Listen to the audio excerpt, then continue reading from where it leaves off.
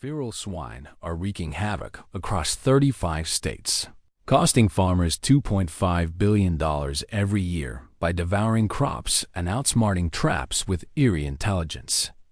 These relentless invaders threaten food security and ecosystems, but groundbreaking tech and community action are fighting back. Want to know how we're turning the tide against this hidden crisis? Keep watching to find out. In the United States, feral swine represent a significant invasive species challenge, with populations established in at least 35 states and causing an estimated $2.5 billion in annual agricultural damages alone. These animals, often descendants of domestic pigs that escaped or were intentionally released, have adapted to a wide range of environments, from rural farmlands to suburban areas. Their rapid expansion stems from a lack of natural predators and human activities that inadvertently provide food and shelter, leading to widespread issues for farmers, landowners, and wildlife managers. Efforts to address this have included targeted removal programs, but the problem persists due to the animals' resilience and the vast areas they inhabit. The direct impacts of feral swine on agriculture are extensive and multifaceted. They root up soil in search of food, which destroys crops like corn, soybeans, and peanuts, often leaving fields unusable for planting. This rooting also damages irrigation systems, fences, and equipment, adding to repair costs that constrain small operations. Beyond crops, these animals prey on young livestock such as lambs and calves, and they compete with native wildlife for resources, reducing biodiversity in affected areas. In addition, feral swine contaminate water sources by wallowing in streams and ponds, which increases sedimentation and spreads pollutants, affecting both drinking water quality and aquatic habitats. Property damage extends to non-agricultural sites, including golf courses, parks, and historical landmarks, where their activities erode soil and disrupt landscaping. What complicates control is the biology and behavior of feral swine. Females can produce 2 litters per year, each with up to a dozen piglets, allowing populations to double in size within months under favorable conditions. They reach maturity quickly, often within 6 to 8 months, fueling exponential growth. Their omnivorous diet includes roots, insects, small mammals, fruits, and even human waste, enabling survival in diverse habitats like forests, wetlands, and grasslands. These animals exhibit high intelligence, learning to evade threats by changing feeding times or avoiding areas with human activity. They form groups called sounders, which can travel miles in search of resources, making them difficult to track and contain without advanced tools. To manage feral swine, federal and state agencies like the USDA's Animal and Plant Health Inspection Service have implemented a variety of strategies through the National Feral Swine Damage Management Program. Ground-based operations involve setting up large corral traps baited with food to capture entire groups at once, minimizing the chance of survivors repopulating the area. Aerial methods, such as helicopter-based shooting, are used in remote or densely vegetated regions where access is limited, allowing for efficient reduction in numbers over large landscapes.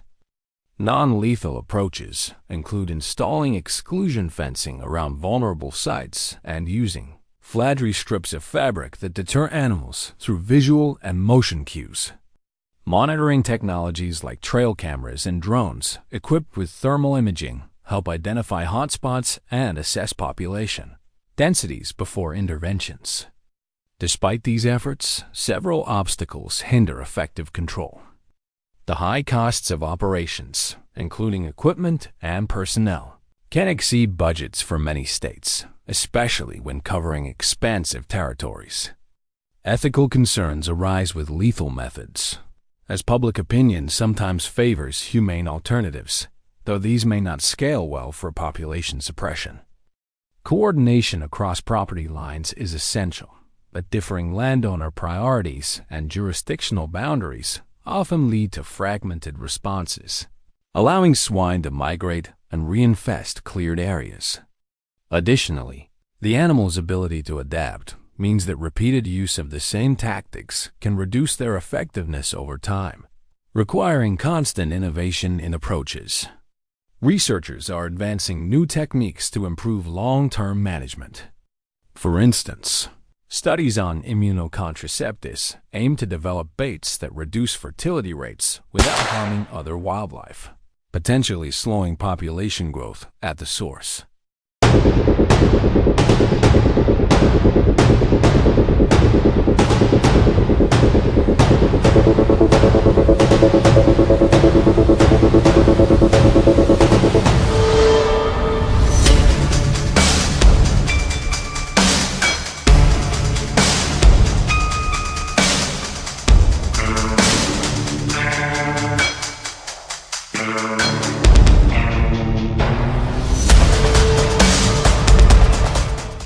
Genetic research explores ways to identify and target specific traits that contribute to invasiveness, such as rapid reproduction. Pilot programs, like the Feral Swine Eradication and Control Initiative, combine removal with habitat restoration, showing promising results in reducing damage and protecting crop revenues. Estimates suggest these efforts have safeguarded over $40 billion in agricultural value. Emerging technologies, including AI-driven camera systems that analyze movement patterns and predict invasions, are being tested to enhance early detection and response efficiency. The toll on affected communities is substantial, particularly for farmers and ranchers who face recurring losses. Destroyed fields can lead to lower yields, higher insurance premiums, and financial instability, especially for family-run farms without large reserves. In ecological terms, feral swine alter landscapes by uprooting native plants, which promotes invasive weeds and reduces food availability for birds, deer, and other species. They also carry diseases like brucellosis, which can infect livestock and humans through contact, posing health risks to workers and hunters.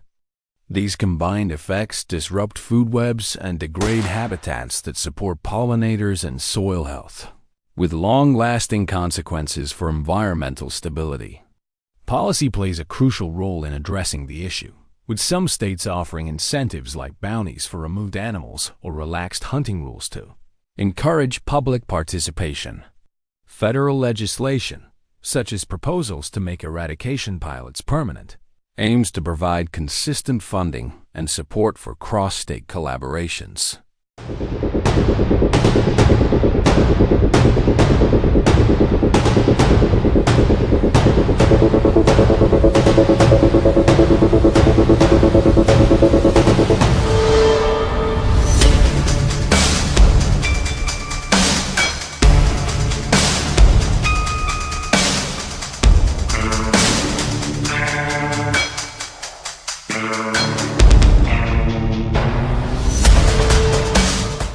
Successful models show that when agencies, landowners, and communities work together sharing data from monitoring tools and coordinating large-scale traps, reinfestation rates decline significantly.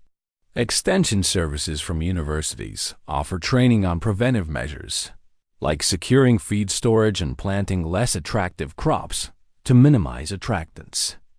Looking ahead, a multifaceted strategy appears most effective for mitigating the feral swine problem. Combining immediate population reduction with preventive measures, research into biological controls, and policy frameworks that foster cooperation can help contain spread and reduce economic burdens. While complete nationwide eradication may be unrealistic given the animal's established presence, focused efforts in high-impact zones have already led to eliminations in 12 states since 2014.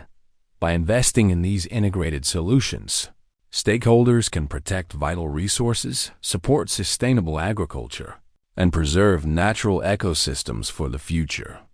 Communities are increasingly forming local groups to monitor and respond, using apps and online reporting to alert authorities quickly, which amplifies the impact of professional interventions. Ultimately, proactive management not only cuts current costs, but also prevents escalation, ensuring that farms and wild areas remain productive and balanced. Don't forget to hit that subscribe button, smash the like, and share this video with your friends.